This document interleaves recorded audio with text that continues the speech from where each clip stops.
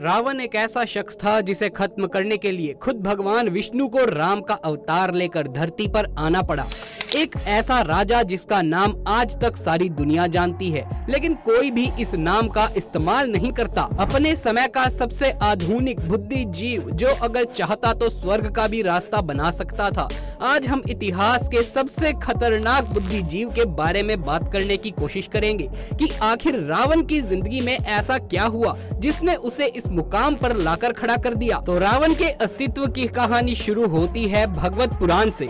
विष्णु जी के लोग भैकुंड में जय और विजय नाम के दो द्वारपाल थे। एक बार जब ब्रह्मा जी के 4 पुत्र, जो कि अपनी पवित्रता के कारण ही बिल्कुल बच्चों की तरह नजर आते थे, वो सभी वैकुंठ जाकर भगवान विष्णु से मिलने की योजना बनाते हैं।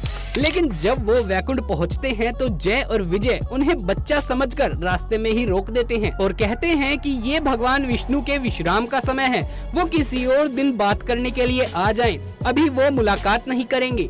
ब्रह्मा के पुत्रों ने जय और विजय से कहा कि भगवान विष्णु तो अपने भक्तों के लिए हमेशा उपलब्ध रहते हैं। इस बात से वो सब बच्चे नाराज हो गए और क्रोध में आकर उन्होंने जय और विजय को श्राप दिया कि उन दोनों को वैकुंठ का त्याग करके धरती लोक में इंसानों की तरह रहना होगा।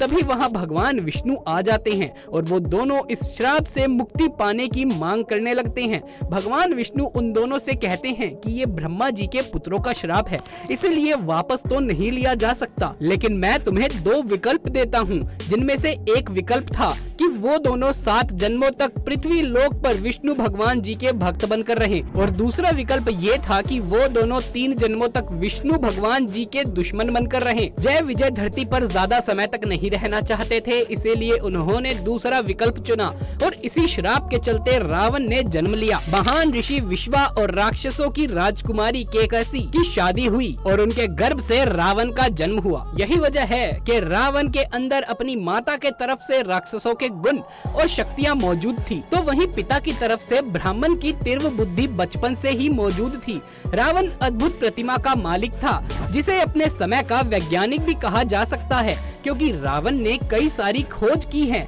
रावण ने अपने जीवन में अति कठोर साधना और तप किया, जिसके कारण उसमें अपार शक्तियाँ मौजूद थी। रावण के पास हजारों सिद्धियाँ मौजूद थी, जिनकी मदद से वो इतना ज्यादा शक्तिशाली बन गया था कि तीनों लोक में उसके जैसा शक्तिशाली व्यक्ति ढूंढना असंभव था। रावण के 10 सिर बताए जाते हैं। रावण के 10 सिर होने के रहस्य के पीछे 3 अलग अलग तथ्य बताए जाते हैं। पहला तो ये कि रावण ने ब्रह्मा जी की तपस्या की थी और भक्ति भाव में अपना सर काटकर उनको समर्पित कर दिया था, लेकिन जैसे ही वो अपना सर काटता उसका दूसरा सर निकल आता। इसी तरह रावण ने एक एक करके अपने 10 सिर ब्रह्मा जी को चढ़ा दिए, जिससे खुश होकर ब्रह्मा जी ने रावण को अमृत का वरदान दिया, जिसके कारण रावण की नाभि में अमृत कुंड की स्थापना हो गई, जिसकी वजह से अगर कोई रावण का सिर काटने की कोशिश करता तो वो बार बार निकल आता, और इसी तरह रावण के बाकी अंगों को काटा जाए तो वो भी वापस आ जाते थे। दूसरा तथ्य ये है कि रावण के पिता ऋषि विश्वा ने रावण के लिए मणियों की एक ऐसी माला बनाई थी, जिसे पहनकर एक ही सर के 10 प्रतिबिंब दिखाई देते थे। रावण उस माला को युद्ध के दौरान पहन लिया करता था ताकि कोई भी उस पर वार ना कर सके। और तीसरा तथ्य है कि रावण ने 6 शास्त्रों और 4 वेदों की महारत हासिल कर ली थी। किसी एक दिमाग में इतना ज्ञान अपने अंदर समेट पाना असंभव होता है, इसीलिए रावण को 10 सिरों वाला कहा जाता है। रावण का विवाह मंदोदरी से हुआ था, जो असुरों के राजा मयासुर हेमा अप्सरा की पुत्री थी, इसीलिए मंदोदरी भी काफी शक्तिशाली और बहुत ही सुंदर स्त्री थी। अगर रावण के व्यक्तित्व के बारे में बात की जाए तो उसके लिए किस्सों से ये पता चलता है कि रावण एक खुशहाल राजा था, जो युद्ध के दौरान अपनी सेना के आगे चलता था। कई युद्ध रावण ने बिना सेना के अकेले ही जीत लिए थे और उसे हराने वाला इस संसार में कोई भी नहीं था। रावण के शासन काल में लंका की प्रजा सबसे ज्यादा खुश और समृद्ध थी। यही कारण है कि रावण भले ही पूरी दुनिया के लिए एक राक्षस और दुष्ट हो, लेकिन वहाँ रहने वाले लंका वासी देशवासी आज भी उसे भगवान मानकर पूजते हैं। रावण को अपने परिवार की बहुत ज्यादा चिंता थी और उन्हीं की रक्षा के लिए वो किसी भी हद तक जाने के लिए तैयार हो जाता था। और हम ये कैसे भूल सकते हैं कि अपनी बहन शूर्पणखा के अपमान का बदला लेने के लिए ही रावण स्वयं नारायण से भिड़ गया और अपनी पत्नी मंदोदरी के लिए वो एक ऐसे यज्ञ से उठ गया जिसका पूरा होने पर वो पूरी वानर सेना का अंत कर सकता था। अब अगर इन सारी बातों पर गौर करें तो इससे पता चलता है कि रावण को अपने परिवार की कितनी कदर थी। दोस्तों, रावण के व्यक्तित्व के बारे में जानने के बाद आइए अब बात करते हैं रावण के सबसे बड़े रहस्य के बारे में। माना जाता है कि आज भी रावण का शव सुरक्षित है। श्रीलंका सरकार के एक रिसर्च टीम ने रामायण से जुड़े बहुत से सबूतों को ढूंढने की कोशिश की है और उन्हें बहुत कुछ जानने का मौका मिला है।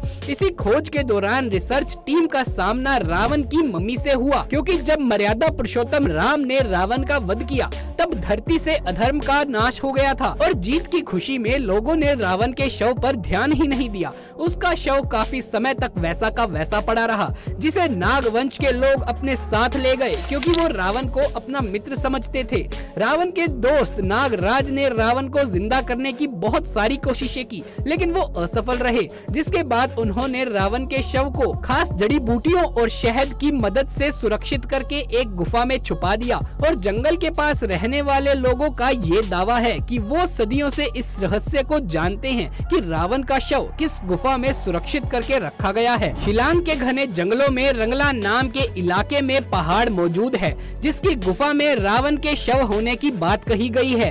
रिसर्च टीम का कहना है कि उन्होंने इस गुफा तक पहुंचने की बहुत सी कोशिशें की, तब जाकर वो गुफा तक पहुंच पाए, क्योंकि वहां पर कई सारे खतरनाक जानवर और जहरीले सांप मौजूद हैं, जो किसी को भी अंदर नहीं जाने देते और गुफा की रक्षा करते हैं। श्रीलंका की रिसर्च टीम जब गुफा तक पहुंची तो उन्होंने 18 फीट लंबा पत्थर का ताबूत देखा, जिसके ऊपर अजीब प्रकार की जड़ी बूटियों का लेप लगा हुआ था। गुफा में ताबूत को इस प्रकार रखा गया है कि अगर एक भी पत्थर हिला तो पूरा का पूरा ढांचा गिर जाएगा और इसी वजह से उस ताबूत को बाहर नहीं निकाला गया। उसे निकालना असंभव कहा जाता है।